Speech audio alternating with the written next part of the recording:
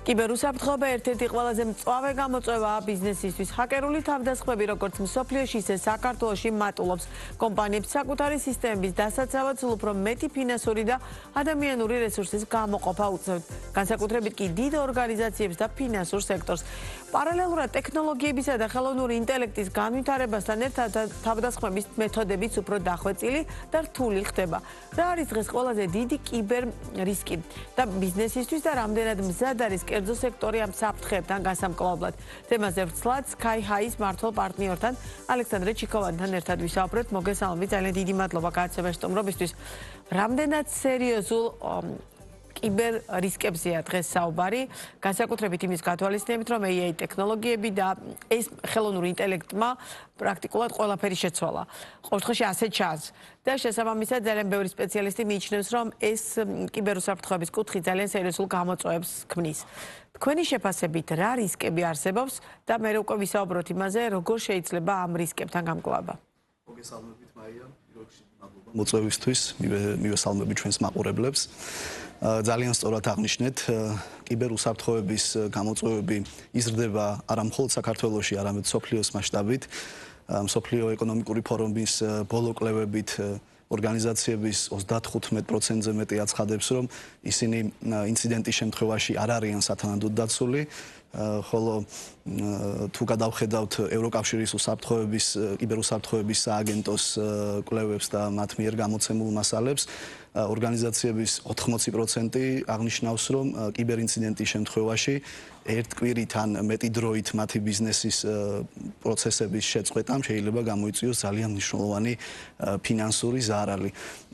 ასევე გეთანხმებით, რომ განსაკუთრებით საქართველოში მნიშვნელოვანი გამოწვევები არის ამ კუთხით, რაც ბევრი სხვადასხვა ფაქტორით არის განპირობებული. თქვენ აღნიშნეთ მასშტაბ მსხვილი კომპანიები, თუმცა პრობლემები უფრო ხშირად თავს იჩენს ხოლმე მცირე და საშუალო ბიზნესში. რომ მიყვეთ თანმიმდევრულად, მაგალითად რომ დავახარისხოთ, რა ტიპის პრობლემებს ქმნის, რომელი მიმართულებებშია ყველაზე თვალსაჩინო, რასაც უკვე ხედავთ ამ მიმართულებით მომუშავე ექსპერტები და მე ასევე ძალიან მნიშვნელოვანია, რამდენად ესმის ბიზნეს ამ მიმართულების მით აქტიურობის მნიშვნელობა.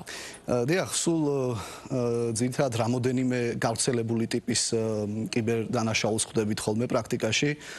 პირველი და ყველაზე გავრცელებული გახლავთ ეგრეთ წოდებული ფიშინგი, როდესაც კომპანიის თანამშრომელი ღებულობს ელექტრონულ პოსტას, ასე ვთქვათ, ყალბი ინფორმაციის შემცველს, რომლითაც მოთხოვნილი ან ინფორმაციის გაზიარება, ან ლინკზე გადასვლა, ან მსგავსი სხვა მოქმედების ჩატარება, თუნდაც მიმაგრებული ფაილის გახსნა, რაც მომენტალურად იწვევს პარალიზებას კომპანიის შიდა ქსელში სამუშაო პროცესის. სტატისტიკა რასაც რამდენად ხშირია?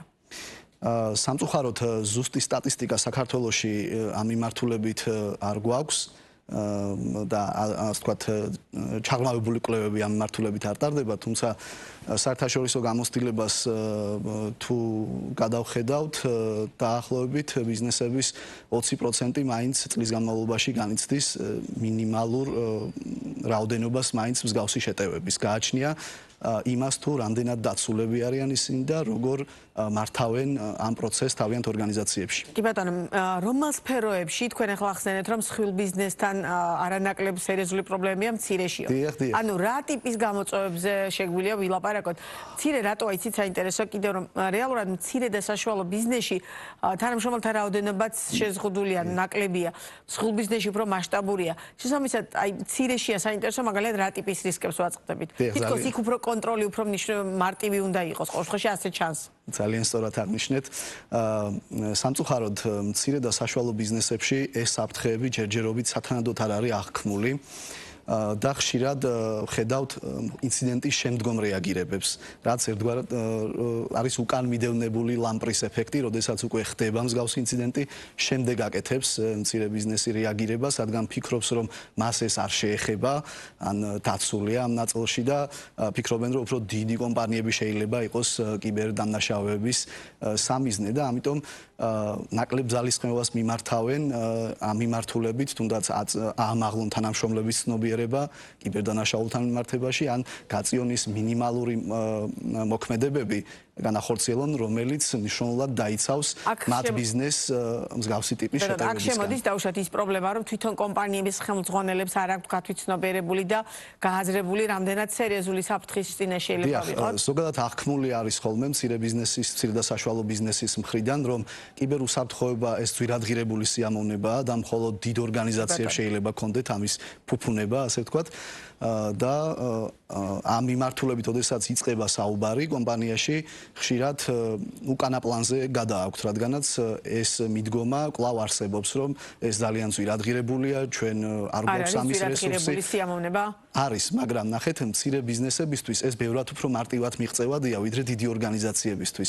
მათ შეუძლიათ გამოიყენონ თანამედროვე cloud გადაწყვეტილებები, ღრუბლოვანი გადაწყვეტილებები, როგორიც არის მაგალითად Microsoft 365, Google Workspace, Zoho Workplace, ესენი არის სოფლიოში აპრობირებული სერვისები და ძალიან მაღალი დონის კორპორატიული დაცვის მქონე ღრუბლოვანი სერვისები, სადაც მცირე კომპანიებს შეუძლიათ განათავსონ თავიანთი ინფორმაცია, კორპორატიული მეილი, საკომუნიკაციო სივრცეს შექმნან, დოკუმენტების უსაფრთხო შენახვა გაზიარება უზრუნველყონ და ეს მიღწევადია შედარებით მცირე ბიუჯეტითაც და ჩვენ SkyHigh-ში ყოველთვის ვცდილობთ, რომ ჩვენს პარტნიორ კომპანიებს ეს ინფორმაცია გაუზიაროთ განსაკუთრებით გადაწყვეტილების მიმღებ პირებს კომპანიებში, როგორც არიან დამფუძნებლები, მაღალი რგოლის მენეჯმენტი და ასე ვთქვათ, მივაწოდოთ მათ მნიშვნელოვანი ინფორმაცია, რომ იყვნენ ინფორმირებულები და შესაბამისად ინფორმირებულად მიიღონ ეს გადაწყვეტილება და არ კონდეთ იმის შიში, რომ ეს გადაწყვეტილება მათ ძალიან ძვირი დაუჯდებათ. ხშირად ბევრად უფრო ძვირი ჯდება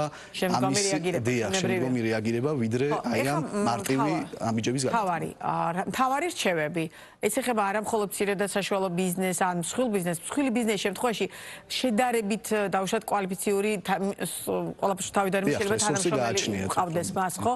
ამ მიმართულებით, ამიტომ საინტერესოა, მაგალითად, მთავარი რჩევა რას უნდა მიაქციონ ყურადღება, ხა ძალიან მნიშვნელოვანი ამახსენეთ, სადაც შეუძლია მცირე და საშუალო კომპანიებს განათავსონ ყველაფერს, რომ თავიდან ეუბნებათ საკუთარი მეილები, Google-ის Workspace, ეს ყველაზე ესეთი გავრცელებული მიმართულება ამ ნაწილში, ხო?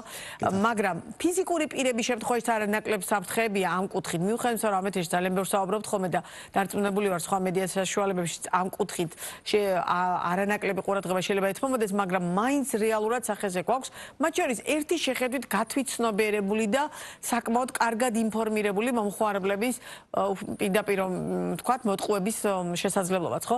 აი ამ კუთხით თავიდან როგორ ავიცილოთ ეს პრობლემები და გამოწვევები? დიახ, ეს მაინც კომპლექსური ღონისძიებების განხორციელებას მოითხოვს. საერთო ჯამში თქვენ ფიზიკური პირები ახსენეთ, ჩვენ ამ შემთხვევაში ბიზნესებზე ვსაუბრობთ, თუმცა ფიზიკური პირებიც არანაკლებ მოწყვლადები არიან ამ მიმართულებით და მანდაც იგივე პრობლემებს ხვდებით ხოლმე, როდესაც კიბერუსაფრთხოების ინციდენტებზე გვეხმიანებიან. ძალიან მარტივი პროცესებით იწყება ხოლმე ეს ყველაფერი, აი თუნდაც მარტივი პაროლის დადება თავიანთ სოციალურ აკაუნტებზე, ორმაგი ავტორიზაციის არ ქონა და აი ესეთი ელემენტარული დაცვის საშუალებების არ ქონა, რომელიც ისედაც მოცემულია, თუმცა შეიძლება ადამიანს ამის შესახებ ინფორმაცია არ ქონდეს. საბოლოო ჯამში რომ შევაჯამოთ რა იწვევს და ანუ ძირითადი ფაქტორები რა არის ხოლმე, რომ ავიღოთ ტექნოლოგია, პროცესი და ადამიანები. ტექნოლოგია ყველაზე ბოლოს დგას ამ ჩამონათვალში და რატომ?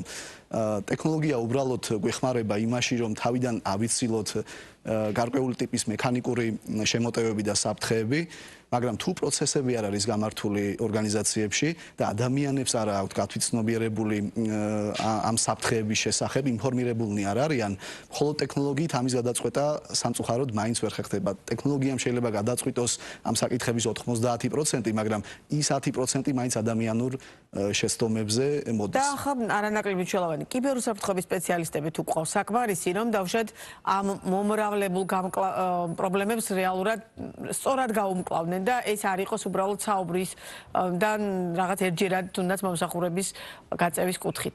კარგი კითხვა. სპეციალისტების მიმართულებით სიმწირე შეინიშნება, პირდაპირ ვიტყვი. თუმცა ეხლა არის საგანმანათლებლო კუთხით უკვე უნივერსიტეტებშიც მიმდინარეობს სწავლება ამ მიმართულებით, არის სპეციალიზებული კურსებიც, როგორც ადგილობრივი საქართველოში, ასევე საერთაშორისო სერტიფიცირების, მაგრამ თვითონ სპეციალისტების რაოდენობა ვიტყოდი, რომ არ არის დამაკმაყოფილებელი, უფრო მეტის საჭიროება არსებობს. და რისი გაკეთება შეიძლება ამ კუთხით და აქ ძალიან მნიშვნელოვანია სახელმწიფოს როლი. სახელმწიფოს რა ნაბიჯების გადადგმა შეუძლია, რომ ეს გამოწვევები, რომელიც რაც უფრო გავა წლები, უფრო მეტად გააქტიურდება, იმიტომ რომ ტექნოლოგიური მიმართულებით ძალიან სერიოზულ ძვლებთან გვაქვს ხო საქმე. ამიტომ საინტერესო ერთის მხრივ სპეციალისტების არსებობა და მეორეს მხრივ რა მიდგომა მით მუშაობთ, რომ დაუშვათ ეს პრობლემები ავიცილოთ თავიდან. სახელმწიფოს მხრიდან კიბერდანაშაული ძალიან კაცრად არის, ასე ვთქვათ, აღკვეთილი კანონმდებლობით და რეგულირდება როგორც სისხლის სამართლის კანონმდებლობით, ასევე სახელმწიფოს დონე პრაქტიკაში რაც შეეხება რთულია კიბერდანაშაულის გამოძიება, არ არის მარტივი, მოითხოვს ძალიან დიდ ძალისხმევას, კვალიფიკაციას, შესაბამისი საშუალებების ქონას. მოკლედ რო გავაგრძელოთ, თვითონ სახელმწიფოს იდენტიფიცირებული აქვს კრიტიკული ინფრასტრუქტურის მქონე ორგანიზაციები, რომელთა მუშაობაც, ანუ უწყვეტი მუშაობაც მნიშვნელოვანია, რომ უზრუნველყოფილი იყოს და ამ მიმართულებით ასეთ ტიპის ორგანიზაციებს პირდაპირ კანონის საფუძველზე აქვთ მოთხოვნები ჩამოყალიბებული, თუ როგორ უნდა უზრუნველყონ კიბერუსაფრთხოება და ისინი იცავენ ამ კანონს და სტანდარტებს. მათ შორის ისეხებათ ფინანსურ ინსტიტუტებსაც? დიახ, სწორად აღნიშნეთ ფინანსურ სადაზღვევო კომპანიებს, გარკვეულწილად სამედიცინო ინსტიტუტებსაც, რადგანაც მნიშვნელოვან კონფიდენციალურ ინფორმაციასთან აქვთ ცდომა, რომელიც ინდივიდუალურ პირებს შეეხებათ, მაგრამ რაც შეეხება უკვე მცირე და საშუალო კომპანიებს, აქ რაიმე ტიპის ესეთი მოთხოვნა ან სტანდარტი კანონმდებლობის დონეზე არ არსებობს, თუმცა ხშირად ტარდება ხოლმე შეხვედრები და საინფორმაციო ტიპის შეხვედრები, რომ ამაღლდეს ცნობიერება მცირე და საშუალო ბიზნესში ამ მიმართულებით. დიდ ორგანიზაციებში ამ კუთხით რესურსი უფრო მეტი არსებობს, მათ დაცვის მეტი საშუალებები აქვთ, ყავთ მოწვეული კიბერ უსაფრთხოების სპეციალისტები, როგორც საქართველოში, ასევე საზღვარგარეთიდან და ყავთ თავიანთი IT დეპარტამენტი, რომელიც მუდმივად მუშაობს ამ საკითხებზე და მცირე და საშუალო კომპანიების შემთხვევაში ამის შესაძლებლობა მათ არ აქვთ რესურსულად ბიუჯეტის ნაწილში და ამიტომ ხშირად ჰაკერებისთვის ბევრად უფრო მარტივია მცირე კომპანიებში შესვლა და მათი ინფორმაციის მიტაცება, ასე ვთქვათ, ვიდრე დიდი ორგანიზაციებში ამის განხორციელება, რადგანაც დიდი ორგანიზაციებში უფრო მეტი დაცვის მექანიზმები არსებობს, ხოლო მცირე ორგანიზაციებს სამწუხაროდ ეს მინიმალური სტანდარტები არ აქვს. სამწუხაროდ ჩვენთვის განკუთვნილ რომ უკვე ამოიწურა, თუმცა აუცილებლად მინდა ამის დაზუსტებაც, რადგან მსოფლიოს მასშტაბით ეს არ არის მარტივი თემა და პრაქტიკულად ყველა ქვეყანაში, ყველა მიმართულებით ამ საკითხის პრობლემას რეალურად ხედავ, ხო? სად არის საქართველოს ამ ნაწილში, რასაც ქვია კიბერუსაფრთხოების მიმართულება? სამწუხაროდ ძალიან მოწინავე რიგებში ნამდვილად არ ვართ, რაც რამდენიმე ფაქტორით არის განპირობებული, თუნებას უმცემთ მოკლედ გეტყვით. პირველ რიგში ძალიან მაღალია საქართველოში პირატული პროგრამული უზრუნველყოფის გამოყენების დონე.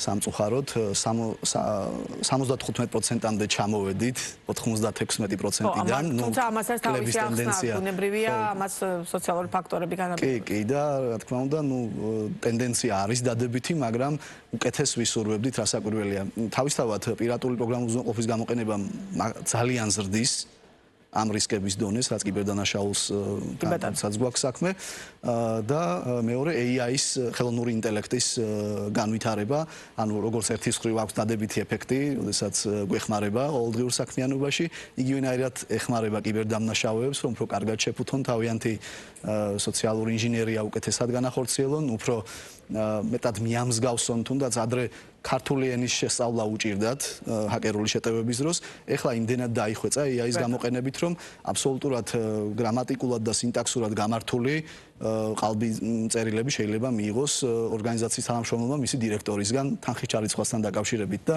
ეს შემდეგ რეალურად აღმოჩნდეს ჰაკერული თავდასხმის ნაწილი.